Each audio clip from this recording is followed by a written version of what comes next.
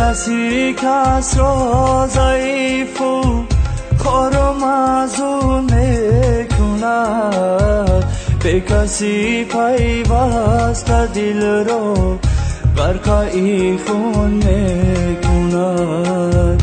به کسی کس را ضعیف و خار و معزول میکند، به کسی پیوسته دل را غرقه خون میکند.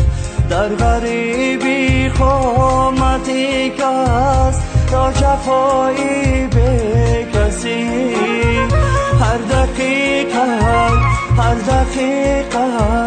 همچو شاخی بیدی مجنون میکند.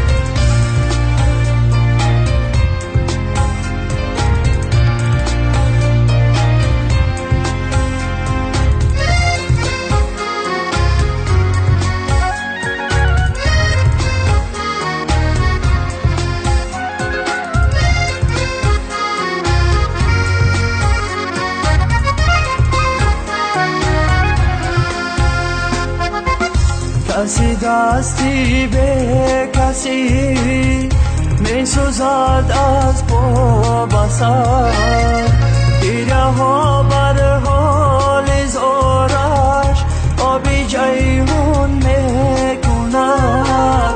هر کی می گردد جدا از مادری خود از وطن، ستم بر این جونی کس چرخی گردون میکند. هر کی میگردد جدا از مادری خود از وطن، ستم بر این جونی کس چرخی گردون میکند.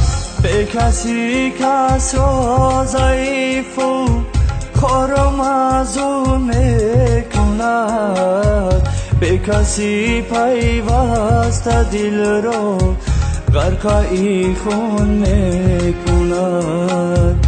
به کسی کس را ضعیف و خار و معزول میکند، به کسی پیوسته دل را غرقه خون میکند. در غریبی خامتی کس را جفایی به کسی، هر دقیقه همچو شاخی بیدی مجنون میکند.